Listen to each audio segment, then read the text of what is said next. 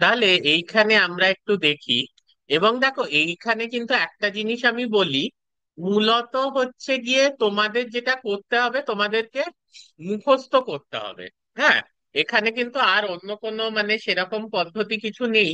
তার কারণ হচ্ছে যে বেসিক্যালি কি কি ভ্যাকসিন কোন কোন ব্যাকটেরিয়ার এগেনস্টে ইউজ করা হয়, বা সেটা কি ধরনের ভ্যাকসিন, লাইভ অ্যাটিনুয়েটেড ভ্যাকসিন না কিল্ড ভ্যাকসিন, এইগুলোই মেনলি আমাদের আজকে পড়ার টপিক। ঠিক আছে?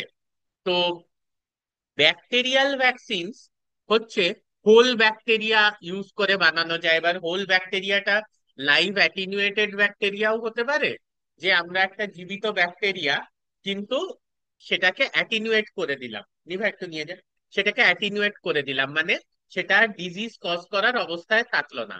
বা এটা কিল্ড ব্যাকটেরিয়াও হতে পারে, মানে ব্যাকটেরিয়াটা জীবিত নয়, ওটা মরে গেছে। কিভাবে? না হিটের সাহায্যে বা কোনো কেমিক্যালের সাহায্যে।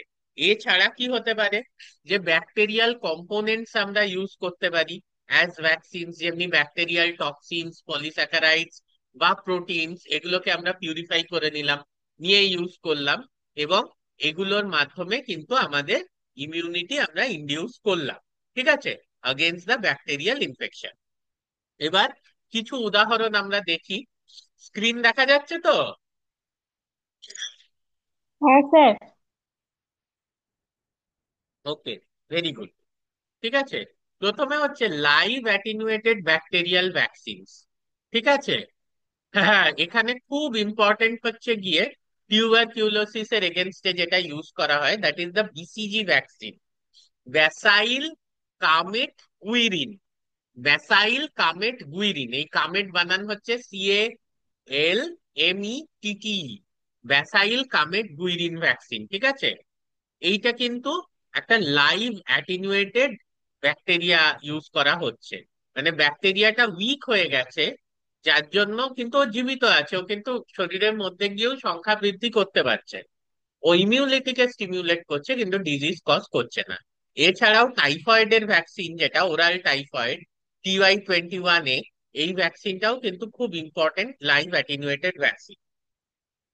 নেক্সট আমরা দেখছি কিল্ড ভ্যাকসিন। ঠিক আছে, এগুলো একটু মুখস্থ রাখতে হবে, কিছু করার নেই। ইনঅ্যাক্টিভ ব্যাকটেরিয়াল ভ্যাকসিন, মানে এগুলো হয় হিট বা কেমিক্যালি কিল্ড, যেমনি হচ্ছে কলেরা ভ্যাকসিন। হ্যাঁ, হোল কলেরা, যে ভিব্রিও কলেরি যে ব্যাকটেরিয়াটা, সেটাকে কিন্তু কিল করে ভ্যাকসিন হিসেবে ইউজ করা হয়। পার্টুসিস এর ভ্যাকসিন, ব্যাসিলাস পার্টুসিস, যেটা হুপিং কাশি আমরা বলে থাকি, হুপিং কফ, এই হুপিং কফটা যেটা কজ করে, সেখানেও কিন্তু হোলসেল মানে হোল ব্যাকটেরিয়াটাকে কিল করে ব্যবহার করা হয়। হুম। এছাড়াও আমরা জানি যে টক্সয়েড ভ্যাকসিন, ঠিক আছে, সেখানে ইনঅ্যাক্টিভেটেড ব্যাকটেরিয়াল টক্সিন ইউজ করা হয়, যেমনি ডিপথেরিয়া টক্সয়েড বা টিটেনাস টক্সয়েড, এগুলোর ক্ষেত্রে। আবার কিন্তু আমি এখানে একটা কথা রিমাইন্ড করছি, যেটা আমাকে আমাকে তোমরাই বোধহয় প্রশ্ন করেছিলে, সেটা হচ্ছে গিয়ে যে এই টক্সয়েড ভ্যাকসিন আর আমরা যেটা যে কনসেপ্টে কাজ করছে, আর আমরা যে ইয়েটা নিচ্ছি আর কি, মানে অ্যান্টিটিটেনাস যেটাকে আমরা টেটব্যাক বলে থাকি, যেটা নিচ্ছি, দুটো কিন্তু কমপ্লিটলি আলাদা, দুটোর মধ্যে কোনো রিলেশন নেই। এখানে আমরা inactive bacterial toxins again ক্লস্ট্রাডিয়াম tetany use করছি। হ্যাঁ, সেটা কি হচ্ছে যে সেই জিনিসটা শরীরে গিয়ে, হ্যাঁ, আমাদের শরীরে একটা ইমিউনিটি তৈরি করছে।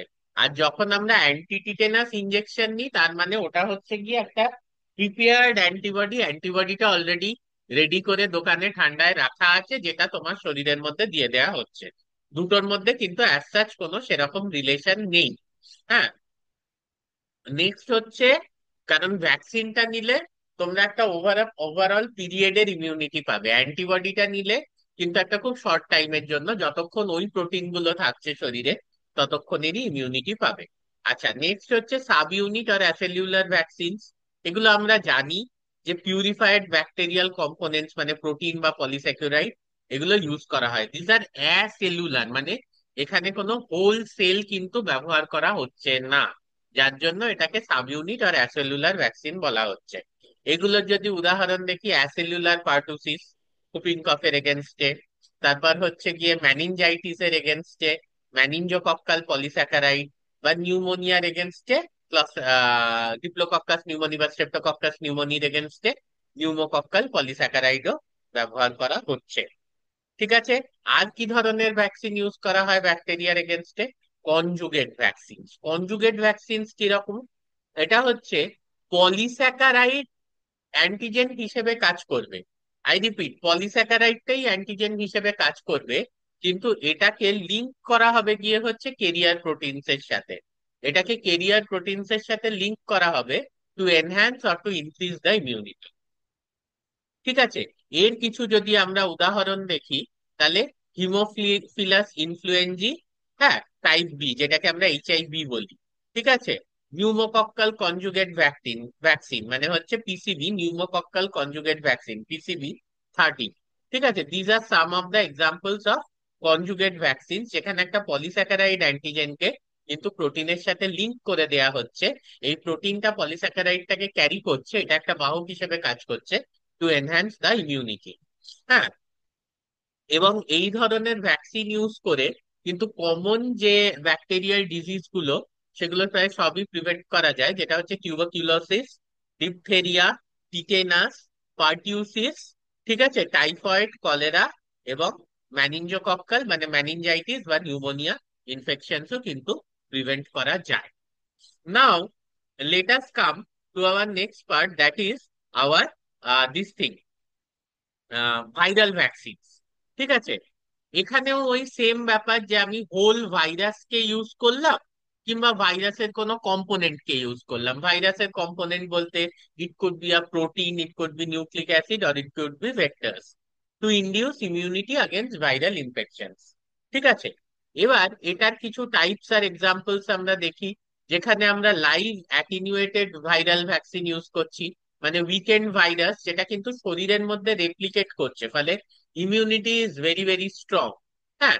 কিন্তু যেহেতু উইকেন্ড ভাইরাস, এ কিন্তু ডিজিজ কজ করতে পারছে না। এই নিয়ে একটা ডাউট ছিল। তো এখানে এটা ক্লিয়ার হচ্ছে যে MMR মানে measles mumps rubella, this is a category of live attenuated viral vaccine. ঠিক আছে। এছাড়াও ভ্যারিসেলা, হ্যাঁ, ওরাল পোলিও ভ্যাকসিন স্যাবিন, যেটা এখন আর এই লাইভ অ্যাটিনুয়েটেড ভাইরাল ভ্যাকসিন কিন্তু বিদেশে আর ব্যবহার করা হয় না। কারণ এগুলোর কিন্তু আবার একটা চান্স আছে যে স্যাভিন ভ্যাকসিনের ক্ষেত্রে, যে এটা কিন্তু রিভার্ট ব্যাক করে অনেক সময় পোলিও কজ করেও দিতে পারে।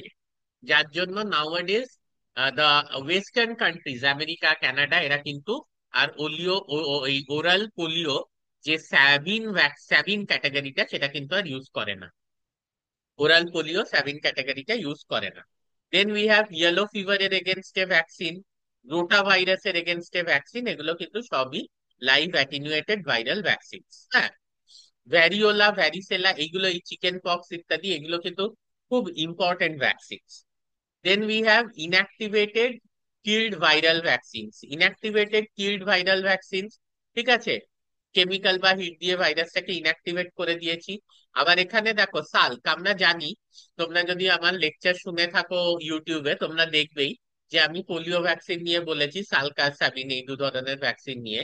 তো ইনঅ্যাক্টিভেটেড পোলিও ভ্যাকসিন মানে হচ্ছে গিয়ে, যেটা যদি সাল্ক হয়, সেটা কিন্তু কম্প্যারেটিভলি অনেক হার্মলেস। স্যাবিনের যেরকম খুব ইজি একটা চান্স আছে রিভার্ট করে গিয়ে পোলিও কজ করার, সাল্কের ক্ষেত্রে কিন্তু সেটার সম্ভাবনা খুবই কম। এবং এছাড়াও হেপাটাইটিস A ভ্যাকসিন, রেবিজ, হ্যাঁ, যেটা এই আমাদের খুব ইম্পর্টেন্ট, এবং এই কুকুর বেড়ালের ক্ষেত্রে, এবং ইনফ্লুয়েঞ্জা ভ্যাকসিন, ইনফ্লুয়েঞ্জার এগেনস্টেও কিন্তু এ ধরনের ইউজ করা হচ্ছে আর কি, ইনঅ্যাক্টিভেটেড ভাইরাসকে ইউজ করা হচ্ছে। তাছাড়া আর কি আছে? আর আছে গিয়ে হচ্ছে আমাদের sub unit vaccine. Just a minute, battery কমে আসছে। হ্যাঁ। সাব ইউনিট ভ্যাকসিন, এখানে কিন্তু they contain purified viral protein. সেটার এক্সাম্পল তোমরা সবাই জানো, যে হেপাটাইটিস B। ঠিক আছে। Hepatitis B, that is very important. Hepatitis B surface antigen, যেখানে পিউরিফাইড হেপাটাইটিস B সারফেস প্রোটিনকে ইউজ করা হয়। হ্যাঁ। হিউম্যান প্যাপিলোমা ভাইরাস HPV এবং ইনফ্লুয়েঞ্জা সাব ইউনিটকেও কিন্তু ভ্যাকসিন হিসেবে ইউজ করা হয়। তাহলে এখানে দেখো যে একটাই অসুখের এগেনস্টে ডিফারেন্ট ক্যাটাগরি অফ ভ্যাকসিন আছে। যেমনি পোলিওর এগেনস্টে, যেটা ওরাল পোলিও স্যাবিন, সেটা হচ্ছে লাইভ অ্যাটিনুয়েটেড ভাইরাল ভ্যাকসিন। আবার যেটা ইনঅ্যাক্টিভেটেড পোলিও ভ্যাকসিন, সাল্ক সেটা হচ্ছে গিয়ে আবার তোমার ইনঅ্যাক্টিভেটেড ভাইরাস। তো এটা আমরা জানি, কারণ আমরা দেখেছি একটাই কোভিড এর ক্ষেত্রে কত ধরনের ভ্যাকসিন দেখা গেছে। আবার সাব ইউনিট ভ্যাকসিনের ক্ষেত্রেও ইনফ্লুয়েঞ্জা ভ্যাকসিন আছে, এবং ইনঅ্যাক্টিভেটেড ভাইরাস ইনফ্লুয়েঞ্জা ভাইরাসকেও ভ্যাকসিন হিসেবে ইউজ করা হয়। এছাড়া রিকম্বিনেন্ট বা ভেক্টর ভ্যাকসিন, তোমরা এটা খুব ভালো করে জানো, adeno virus based COVID-19 vaccine, যেটা হচ্ছে গিয়ে আমাদের খুবই ফেমাস কোভিশিল্ড। এখানে ভাইরাল জিনসকে আরেকটা ভাইরাল ভেক্টরের মধ্যে এক্সপ্রেস করা হয়, যে আমাদের ওই স্পাইক প্রোটিনের জিনটাকে অ্যাডিনো ভাইরাসে এক্সপ্রেস করা হয়েছে। এবং এমআরএনএ বা ডিএনএ ভ্যাকসিন, এই এমআরএনএ বা ডিএনএ ভ্যাকসিন হচ্ছে গিয়ে তোমার এটাও কোভিড-19 এর ক্ষেত্রে আমরা দেখছি ফাইজার বা মডার্নার এমআরএনএ ভ্যাকসিন, কিংবা জাইকোভ ইন্ডিয়ার যেটা ওই ডিএনএ বেসড ভ্যাকসিন। ঠিক আছে? তা এই সব ধরনের ভ্যাকসিন ইউজ করে, ঠিক আছে, আমরা কি কি ভাইরাল ডিজিজ প্রিভেন্ট করতে পারি? Measles, mumps, rubella, polio, hepatitis A and B, influenza, HPV, varicella যেটা আমি বললাম, এই যে চিকেন পক্স, কোভিড-19, রেবিস। ইনফ্যাক্ট আমি চিকেন পক্স এর ভ্যাকসিন, অ্যাডাল্ট চিকেন পক্স ভ্যাকসিনটা নেবো ভাবছি, কারণ এত ট্রেনে ট্রাভেল করি আর কলেজেও প্রচুর স্টুডেন্ট আসে with chickenpox. So I think I should take it. এখন ছুটি চলছে, নিয়ে নিয়ে এক দুদিনের জন্য অসুস্থ হলেও খুব একটা চাপ হবে না।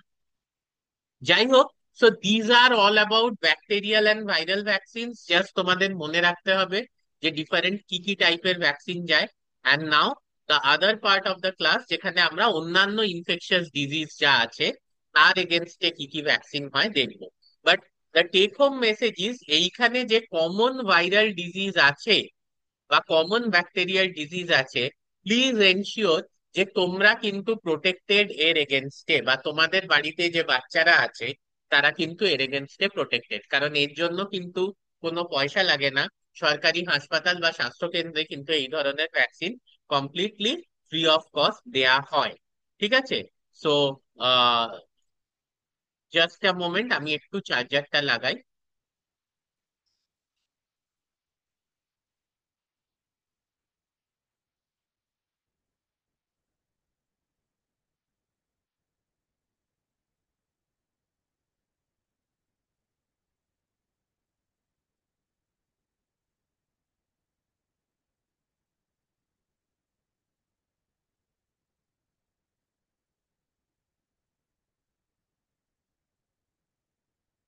হ্যাঁ, এবং এবার আমাদের নেক্সট যেটা হচ্ছে যে সেইটা আমরা শুরু করি।